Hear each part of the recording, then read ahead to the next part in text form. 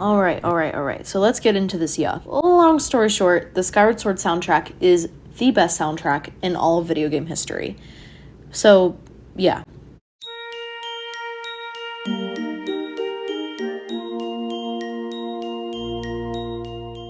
But yeah, sure, you can disagree with me on this notion, but just know that you're gonna hurt 11-year-old me's feelings. I'm just kidding, you're good.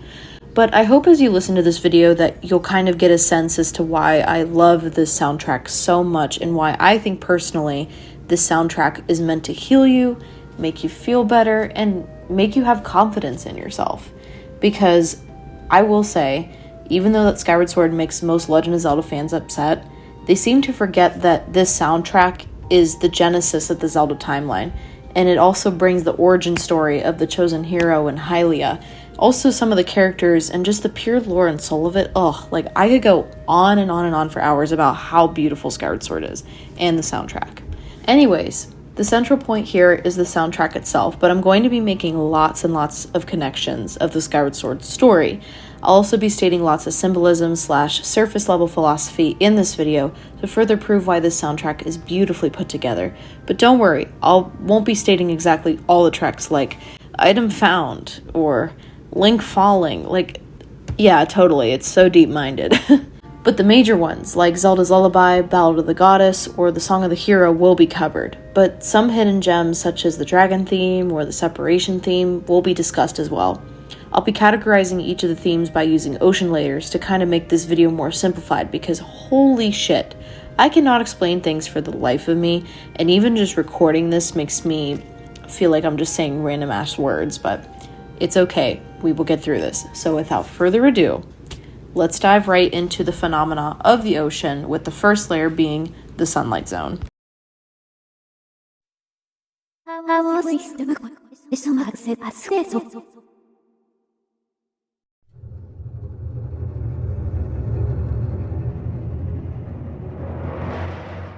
The Legend of Skyloft.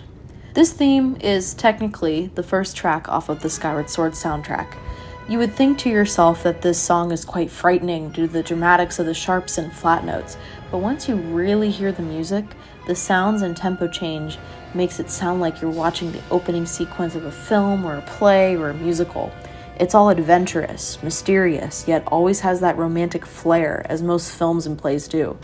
It also reminded me of the dramatic opening song you hear in Twilight Princess, or the nostalgic sound of the Ocarina of Time title theme, or even the hopeless traumatic theme of the Majora's Mask openings. Nonetheless, The Legend of Skyloft gives a powerful opener to not just the soundtrack or the setting of Skyloft, but the lore of the Zelda franchise. It's the prologue, the beginning to all of the Zelda games and the journeys to come for all the Links, Zeldas, and the villains. It's the origin story of it all, and that alone just gives me absolute chills.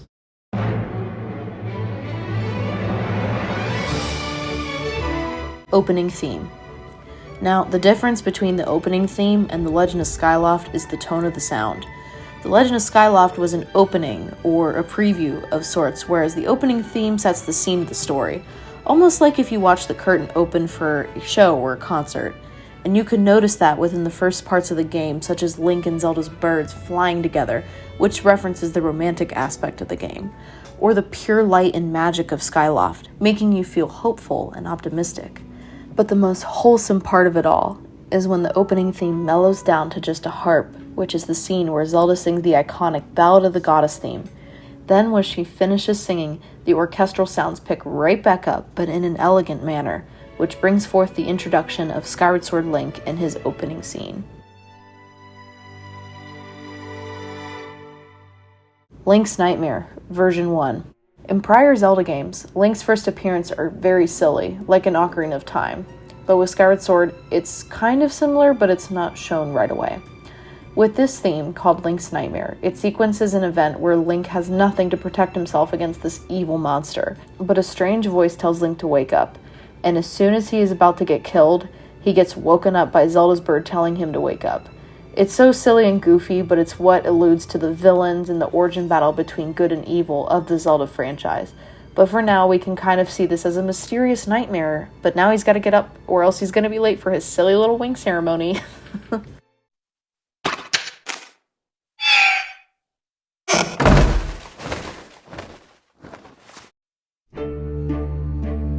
chosen hero / romance theme. In Skyward Sword, there are 3 philosophical elements that maintains this game. The emotions of fate and destiny, knowledge of good and evil, and the pleasures of romance. And with the combination of the chosen hero and the romance theme, it's partially evident that the first signs of romance are shown, which, oh my god, it's so cute. Like, get yourself a man like Skyward Sword Link, for real. But as we venture down deeper and deeper into the ocean layers, I would like for you to consider the romance between Zelda and Link. I believe that is what drives these 2 main characters to keep being courageous and so strong with one another. Their romance also teaches them how to take care of themselves first and to be humbled by life or people along their journeys. But most of all, how their origin sets in the entire franchise and what is to come for the Zelda timeline. The Crimson Loftwing theme is the perfect way to close this sunlight layer, simply because of the lighthearted sounds and how it's such a soft-spoken theme.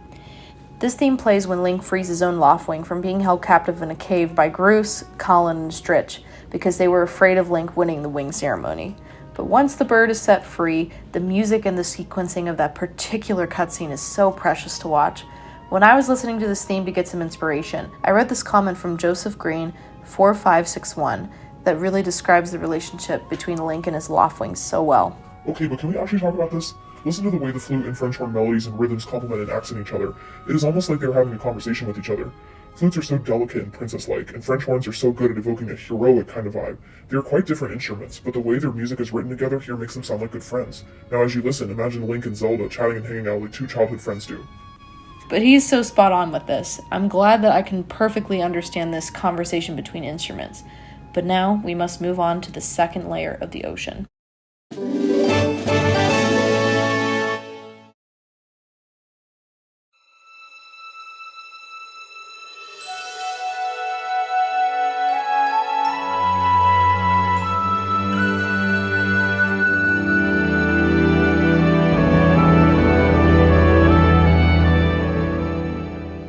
Blessing of the Goddess theme.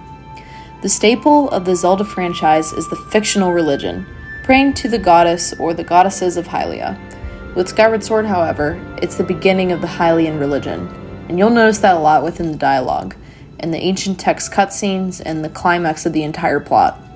So with this theme, it introduces the first actions taken to pray to Hylia, which becomes a huge twist of fate for Zelda. It's also such a cute moment where 2 best friends that have known each other since they were kids have this romantic chemistry, but also connect in a spiritual aspect. But as I've said with the philosophical aspect of romance, it's really shown here between the story of Zelda and Link, which personally, I believe that Skyward Sword has the best Z-Link ship, and that's maybe where my delusions come from.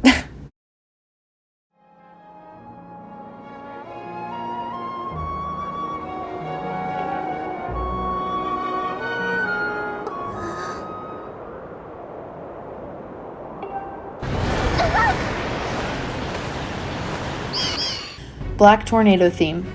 Now this is where the plot gets absolutely crazy, so major spoilers if you have not played Skyward Sword, please and thank you. The Black Tornado theme is the first frightening track that triggers the fate phenomena to life.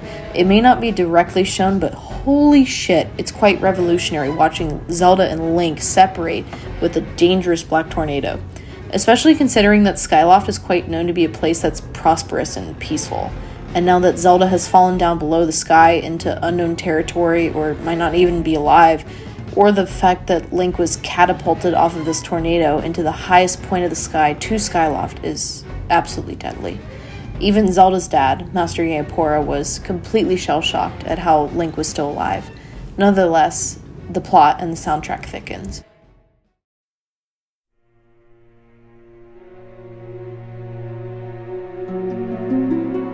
Destiny's Call, Second Nightmare. This is where we get to see one of my favorite cutscenes of the game. Link has this PTSD dream of what occurred moments before. Link tries to hold Zelda but falls into the hands of the same monster that is in the first nightmare, and the same strange voice with now a strange being, or a face, calls up to Link saying, "Link, I am waiting for you. The time has come for you to awaken," just moments before that. So you would think to yourself that this is a coincidence or maybe some reoccurring dream, but then this voice says this: You are vital to a mission of great importance. Wow, how interesting.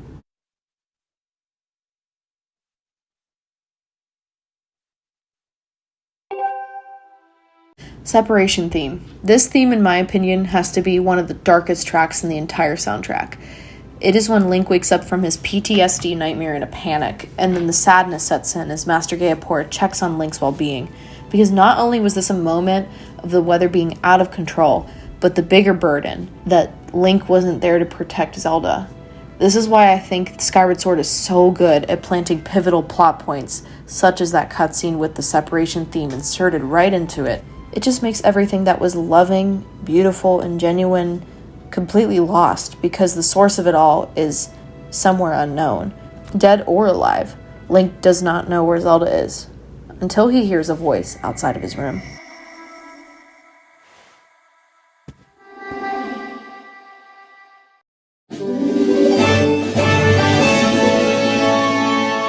Okay, major spoilers from here on out, because if you have not played Skyward Sword, this is gonna get absolutely insane. So just tell you that I warned you.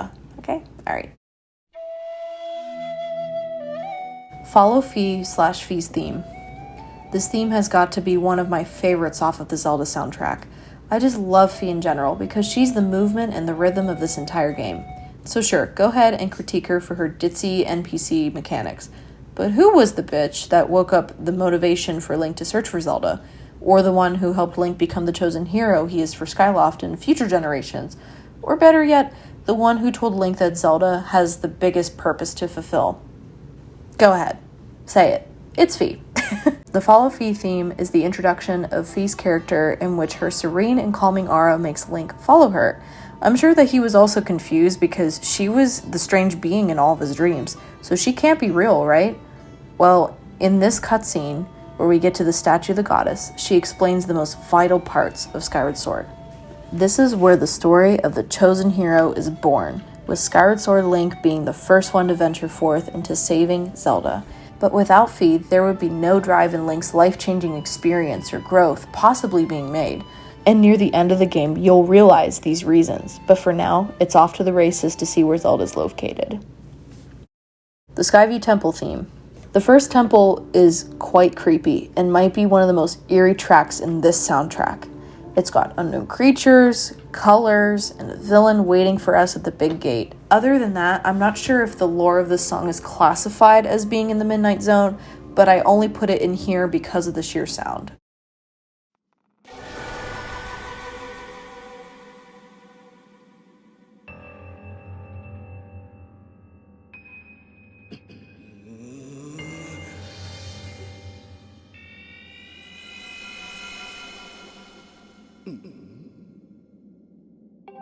Gurahem, main theme.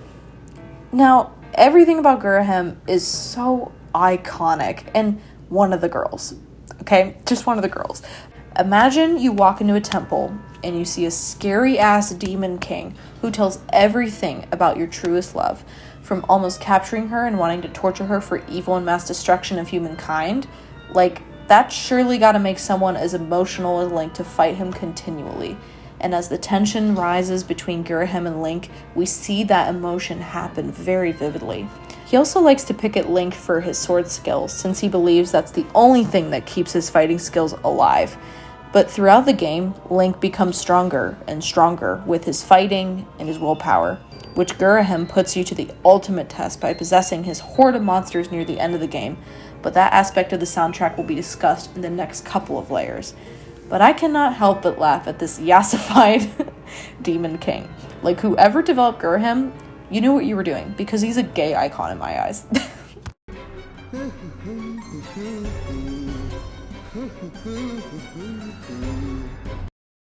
Hello, it's Editing Me, reaching out to you guys. I decided spur of the moment that I would start a buy me a coffee page, because even though I can officially make money on this channel, which is great, I realized that the only way that I can do that is through ads, and I'm like, that kind of deletes the purpose of Zelda music. You know, I want you guys to have a full immersive experience when you listen to my track uploads as well as my commentary videos, because I feel like you don't need to be robbed of YouTube ads, okay? That's basically the main story.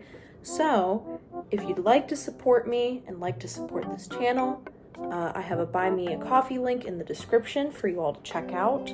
Feel free to just send whatever you'd like. You don't have to if you don't want to. It's definitely your choice.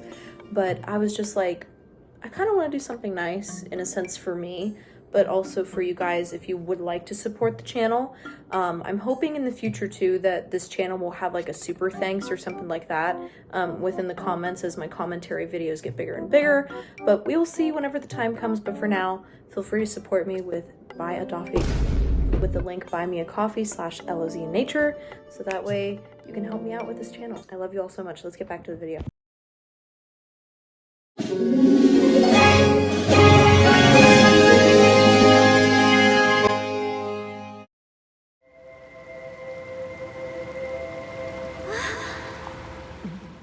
The Temple Spring theme. The Temple Spring theme is a repeating theme that represents a place where Link and Zelda visit to renew themselves, especially when Link sees Zelda for the first time after completing Faron and Eldin on his own. But Lady Impa is the main reason why I put this song into the Abyss section. Lady Impa in Skyward Sword is the first and ever companion for Zelda, and upon the Elden Temple, or the Earth Temple, Spring, Lady Impa tells Zelda that she cannot see Link for her own journey of becoming the goddess Hylia. As she said to her, "You cannot go with him, your grace. Remember what we have discussed. Restrain yourself. Focus on the task at hand." And then Lady Impa gives the most humble dialogue ever known in the Zelda franchise to Link. You might think to yourself that Lady Impa is being quite a dickhead for someone who loves Zelda so deeply as Link does. Yet we forget to realize how powerful her words are. Link has not gotten through his chosen hero destiny quite yet, and has so many more challenges to face along the way. So it would be best if Zelda and Link saw each other when the moment was right, and that they were strong and truly at their highest potential. I don't know about you, but that is just sheer humility, and so down to earth coming from Lady Impa. And Link seemed to have realized that after Lady Impa left him with his face of just pure shame. I think that this theme is a great reminder to let you know that you may think that you have faced lots of challenges or overcame a lot in your life, but your life is not over. It's only just the beginning. So be sure to stay humble and put yourself first before people-pleasing others. Because if you seek so fast within your heart, you may decrease the opportunity to possess a strong-willed mind. You can be motivated by the ones you love to keep going, but your mental and physical health come first. So be sure to rest and find the places where you can be courageous and wise for your own good.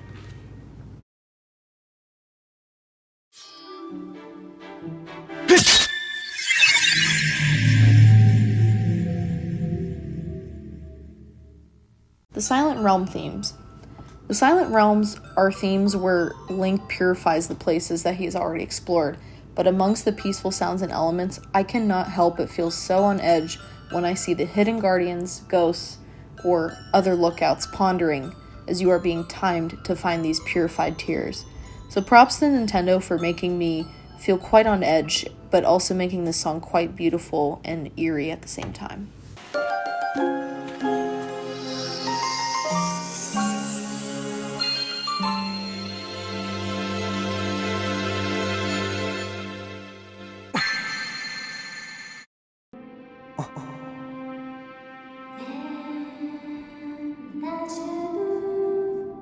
Song of the Hero. The Song of the Hero consists of 4 elements, or tunes. Fervor's Courage, sung by the Water Dragon, Nehru's Wisdom, sung by the Thunder Dragon, Din's Power, sung by the Fire Dragon, and the final part sung by Levias, the Spirit of the Skies. With searching for each piece of the song, Link heads to the Isle of Songs and learns them on Zelda's precious harp that he gave to him back in Lanayru Desert. This then makes Link unlock his true courage and the power to become the first chosen hero even better than ever.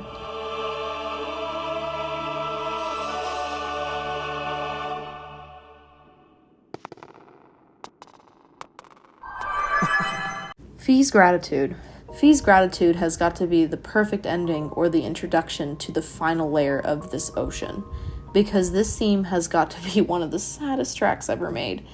It is when Fi has fulfilled her destiny completely of being this Skyward Sword spirit. I must say that entire scene made me tear up when I finished Skyward Sword for the first time, and still to this day, I cannot watch that scene without tearing up because of the appreciation I have for Fi's character, and when she says, "Thank you, Master Link, maybe we meet again in another life," oh my god, just straight up sobbing. You really have got to appreciate Fi assisting Link through his chosen hero journey and destiny, and also seeking such great heights to choose him as the person that'll save Zelda in the future of Hyrule. Without her, I'm certain no Master Sword would ever exist.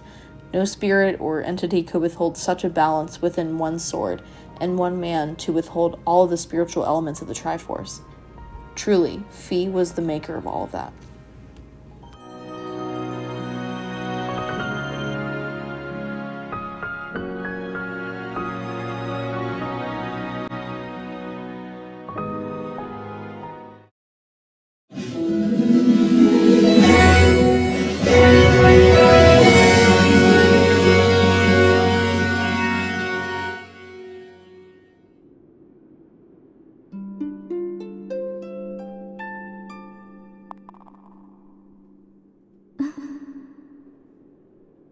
Zelda's Lullaby. Zelda's Lullaby. Oh, God, I don't even know where to begin. This lullaby made me think that this is what makes Zelda, Zelda. But the cutscene that follows this well-known tune makes it so moving. You just have to see the cutscene for yourself to grasp the heightened emotions of it all. But the most saddening part was when Link realized that Zelda was the mortalized version of the goddess Hylia, and that Link was the chosen hero. And then the flashbacks of the dialogue where tragedy struck come forth, and everything about the lore and the plot comes together by Zelda's soft-spoken words. And then the most riveting point of this theme is the literal notion that Zelda has to sleep for her destiny to seal the evil of demise from waking up in the past and the present of humankind. Then, cue the tears, this is when Zelda seals herself into an eternal sleep until the time has been ready. And then Link, oh my god, Link, invokes the most emotions you will ever see from him. Ever. Ever. And by that, I mean he cries. He actually cries a lot. And he begs and he yearns and he needs his true love to come back to him. He even smacks the fucking crystal. Oh my god, it's so sad. And yet fate and destiny must continue, and the romance of it all just puts the icing on the cake. And then the part where she says, "Will you come wake me up?" It just makes me question everything I've ever said about hopelessness and negativity. Nintendo truly has too much power over me, for real. The Skykeep theme. Skykeep, in my eyes, whether you like it or not, is an absolutely terrifying track that makes the end of Link's chosen journey all the more mysterious. It's a place bound for the hero, and seeking what he once overcame, but within a trial of sorts, to make sure he is spiritually suited for venturing down into the final battle, which is saving Zelda and sealing evil for once and for all. Also, I picked this one because I remember when I first went into the Skykeep theme, and I could not help but feel so on edge the entire time, and no joke, I had nightmares from this song alone. I don't know why it freaks me out so bad. I think it's just that creepy sharp note in it and stuff like that, but I've heard a lot of people say it makes them fall asleep, so good for you, you're built different, but I'm not the strongest soldier.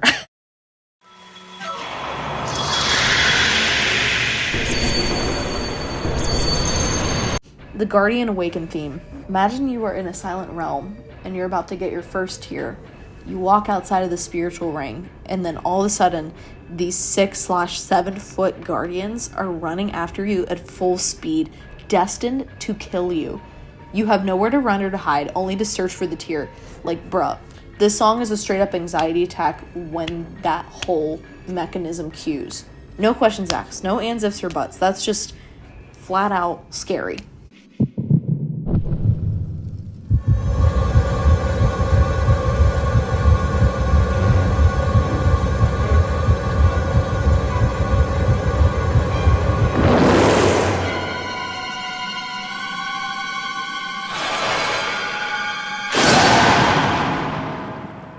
Coloctos.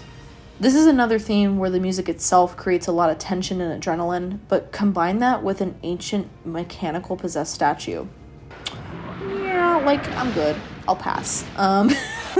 Yeah, this creature and this spooky theme is the reason it's ended up on this list. And just the whole battle alone is just so terrifying, especially because I have a big fear of giant objects and buildings and stuff like that. So, yeah, it's fun.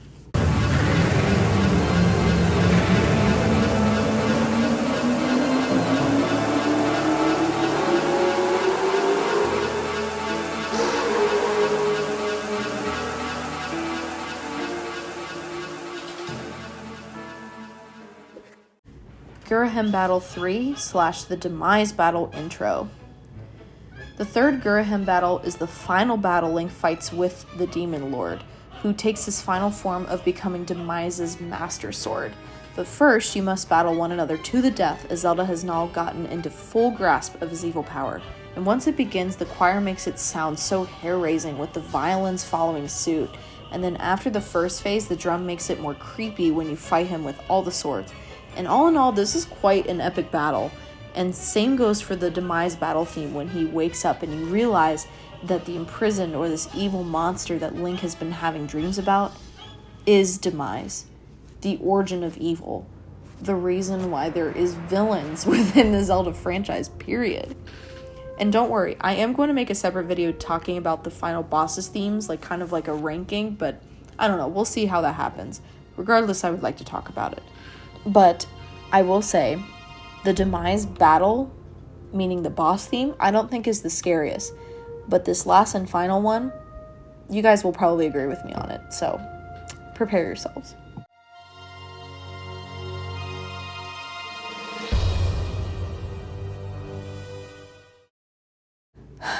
The final song, that is the Abyss, aka the most scary song or the most emotional one, has to be the Groose theme. I'm just kidding. I'm fucking kidding. It's the Imprisoned.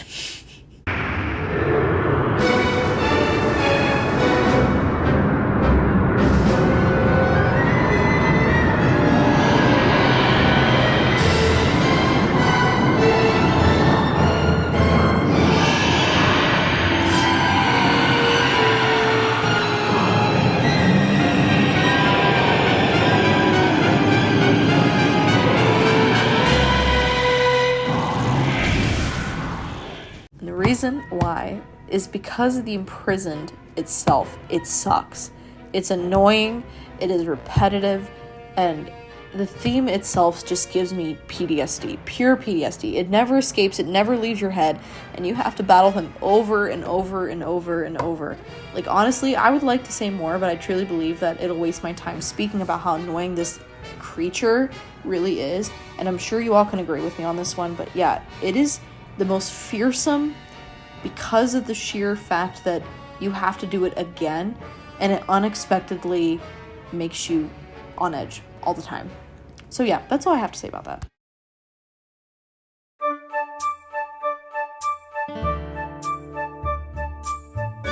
So yeah, that was all of the ranking / discussion about the Skyward Sword soundtrack. I really hope that after this video you will truly think to yourself that this track is so beautifully written, and I hope you'll get a listen to it yourself if you have not listened to it already. It makes me feel good, it makes me feel happy, it makes me feel sad, it makes me feel angry, it makes me have all the emotions that a human can have, and I just think that is what really crosses the dots and the T's and the I's of a soundtrack. So thank you all so much for listening, and stay tuned for more Tears of the Kingdom uploads and Majora's Mask uploads, and another commentary video from yours truly. I will see you on the next one. Goodbye. Sister. What's up? The world don't look kind of crazy to you? It looked like we in an orange Fanta. I thought we was in Ice Spice Wig.